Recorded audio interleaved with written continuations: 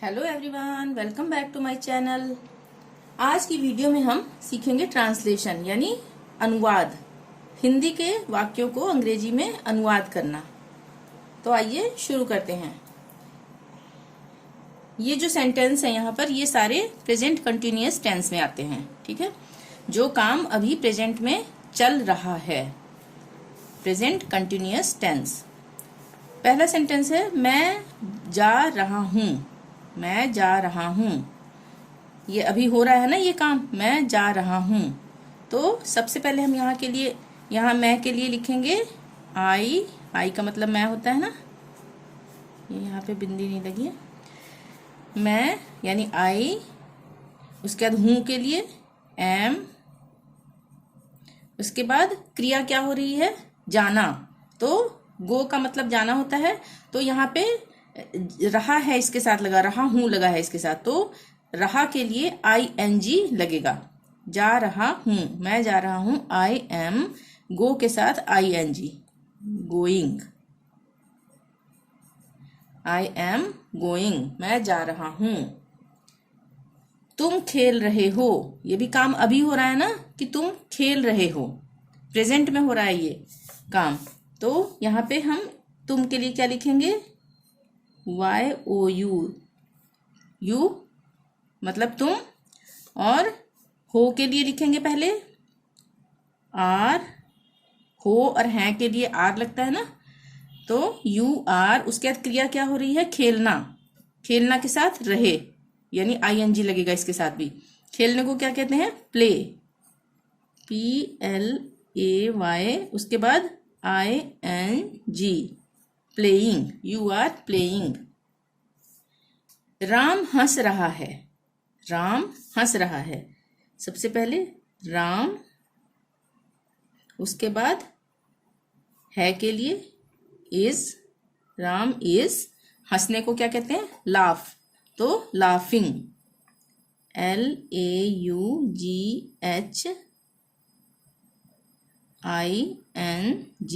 Laughing. Ram is laughing, Ram हंस रहा है। वह बात कर रहा है। वह बात कर रहा है, सबसे पहले वह के लिए ही, उसके बाद इज है के लिए, उसके बाद क्या कर रहा है, वो बात कर रहा है। बात करने को क्या कहते हैं, टॉक, TALK, टॉक हो गया। उसके बाद रहा के लिए ING, वह बात कर रहा है, ही इज टॉकिंग। सीता एक किताब पढ़ रही है। सीता, SITA, सीता, या SEETA भी हो सकता है। सीता इज क्या कर रही है, वो पढ़ रही है। क्रिया क्या हो रही है, पढ़ना, तो रीडिंग, READ, रीड मतलब पढ़ना, ING, रीडिंग, पढ़ रही है। क्या पढ़ रही है, एक किताब, एक के लिए ए, और बुक, बुक मतलब किताब। Sita is reading a book, Sita एक किताब पढ़ रही है। अब है वह लिख रही है। वह लिख रही है, तो यहाँ पे रही है यानी स्त्रीलिंग है, तो यहाँ पे क्या लगेगा, शी लगेगा।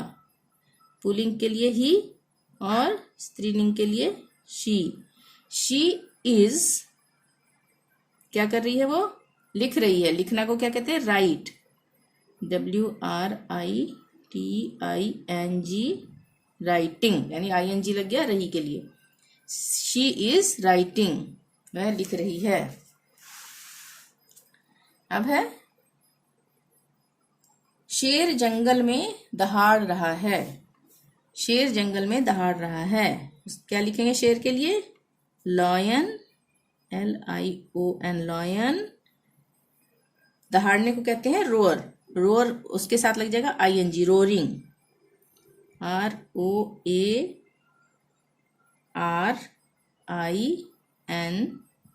रोरिंग।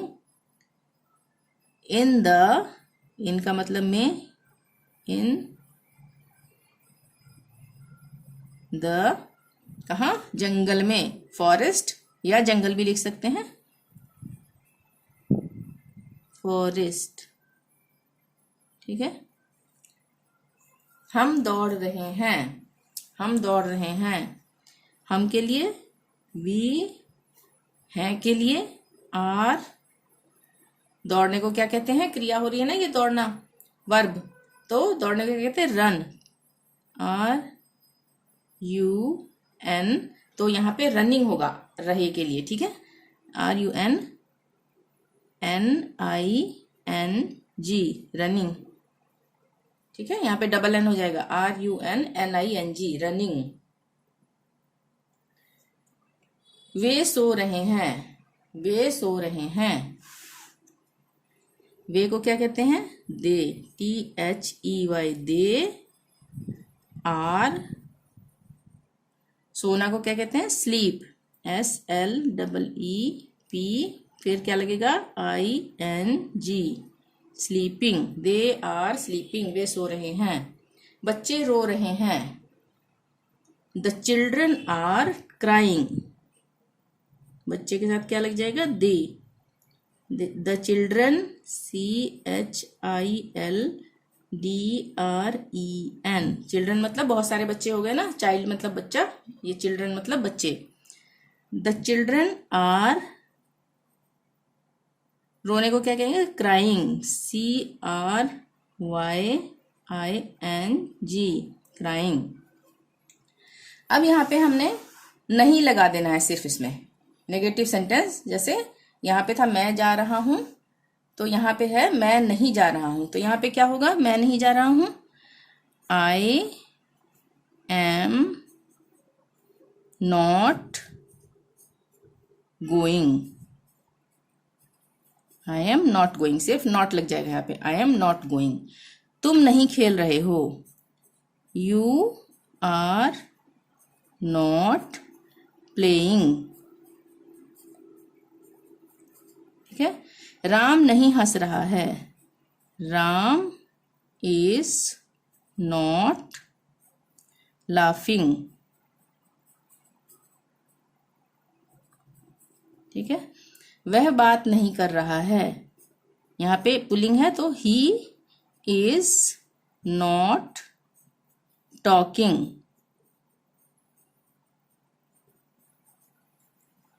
सीता एक किताब नहीं पढ़ रही है, Sita is not reading a book, ठीक है।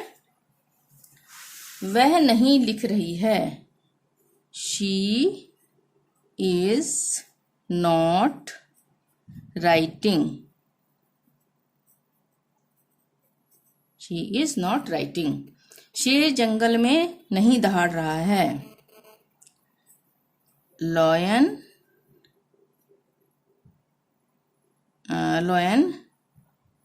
इज नॉट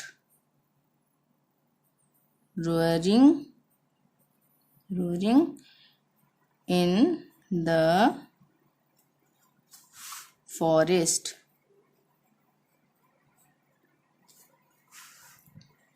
हम नहीं दौड़ रहे हैं, we are not running। वे नहीं सो रहे हैं, they are not sleeping, ठीक है। इनमें सब में सिर्फ नॉट लग जाएगा। बच्चे रो नहीं रहे हैं, the children are not crying, ठीक है। तो ये नेगेटिव सेंटेंस थे, इसमें सिर्फ नॉट का प्रयोग किया गया है। अब आगे हम आईएनजी के कुछ रूल्स हैं वो हम सीख लेते हैं यहाँ पर, कि आईएनजी हम कब लगाते हैं और किन वर्ड्स में इसका यूज करते हैं। आईएनजी के नियम यानी रूल। सबसे पहला नियम है, जब किसी वर्ब यानी क्रिया, जो क्रिया हो रही है, खाना, दौड़ना, सोना, ये सारी क्रिया हैं, ठीक है। जब किसी क्रिया के साथ यानी वर्ब के लास्ट वाले अक्षर से पहले, जब किसी वर्ब के लास्ट वाले अक्षर से पहले वोवेल यानी कि स्वर अक्षर का प्रयोग हो। वोवेल क्या होते हैं? ए ई आई ओ यू, ठीक है।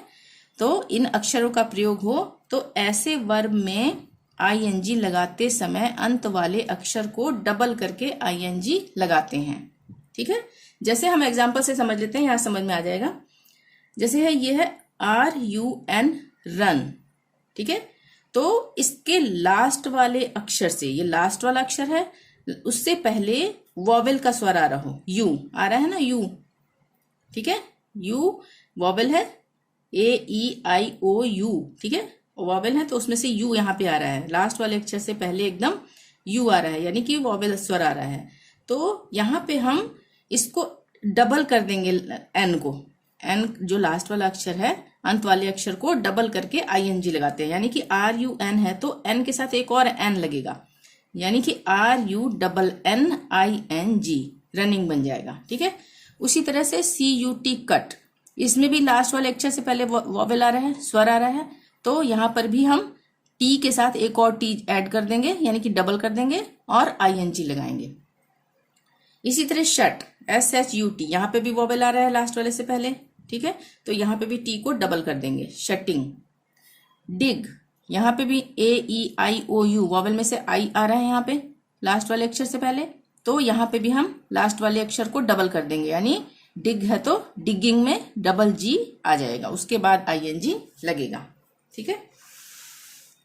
अब दूसरा नियम है आईएनजी का, जब किसी वर्ब के आखिरी अक्षर से एकदम पहले एक वोवेल यानी कि स्वर अक्षर हो किंतु आखिरी अक्षर X, Y या W हो, तब ऊपर वाला नियम लागू नहीं होगा, अपितु वर्ब के तुरंत बाद केवल आईएनजी लगा दिया जाता है। जैसे कि हमने ऊपर पहले पढ़ा कि लास्ट वाला जो अक्षर है उससे पहले वोवेल अक्षर का प्रयोग होगा, तो वहां पे आईएनजी लगाते समय हम उस अक्षर को, लास्ट वाले अक्षर को डबल कर देते हैं, पर यहाँ पे ऐसा नहीं होगा।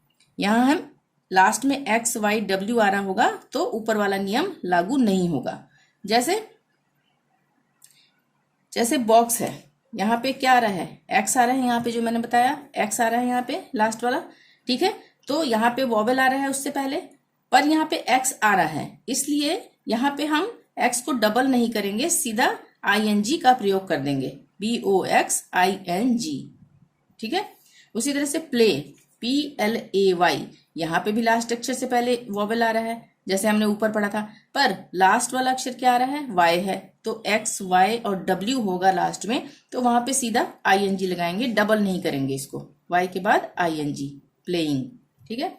उसी तरह से टैक्स, यहाँ पे भी लास्ट में X आ रहा है, उससे पहले वोवेल है, तो यहाँ पे X आ रहा है, इसलिए यहाँ पे हम टैक्सिंग लिखेंगे, डबल नहीं करेंगे, ING लगा देंगे सीधा।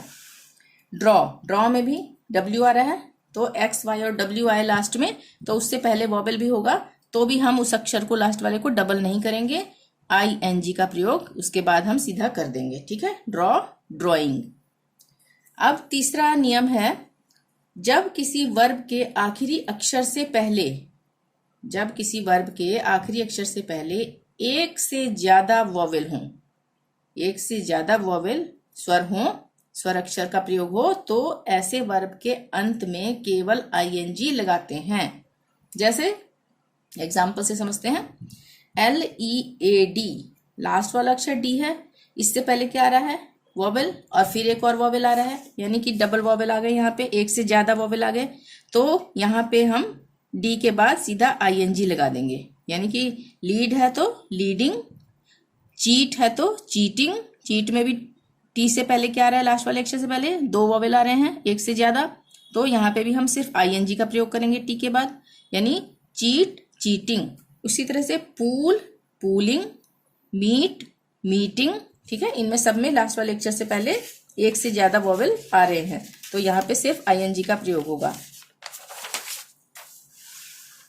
अब है नियम 4, जब किसी वर्ब का आखिरी अक्षर ई हो, जब किसी क्रिया का आखिरी अक्षर ई हो, तब ई को हटाकर ING लगाया जाता है, ठीक है। ई को हटा देंगे और उसके बदले ING, उसके साथ मतलब ING का प्रयोग करेंगे। जैसे RISE, राइज, राइज में आखिरी अक्षर क्या रहा है? ई। तो यहाँ पे हम इसको हटा देंगे, ये नहीं आएगा। RIS, बस ये 3 लेंगे और उसके बाद ING लगा देंगे।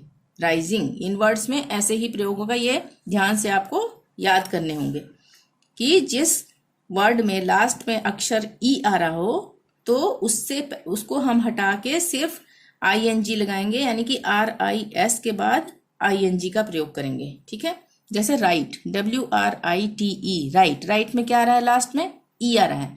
तो जब हमें राइटिंग लिखना होगा तो हम इस ई को हटा देंगे। ठीक है, तो WRIT और ING का प्रयोग करेंगे, राइटिंग। उसी तरह से वोट, वोट में भी ई को हटा देंगे और VOT, उसके बाद ING का प्रयोग करेंगे, वोटिंग। कम, कम में भी जब हम कमिंग लिखना होगा तो ई को हटा देंगे और ING लगा देंगे, कमिंग। लीव, इसमें भी लास्ट में ई आ रहा है तो LEAV करके फिर हम ING का प्रयोग करेंगे, ई को हटा देंगे। ठीक है, 5वां नियम है, ऊपर वाले चारों रूल लगभग 95% शब्दों पर लागू होते हैं। इसके अलावा इन 5 वर्ब पर ये रूल लागू नहीं होते। कौन से हैं ये 5 वर्ब?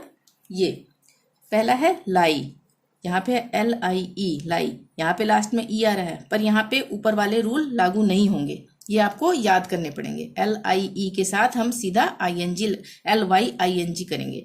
LIE है तो IE को हटा देंगे और L के बाद सीधा Y लगा के फिर ING लगाएंगे। ठीक है, लाइंग।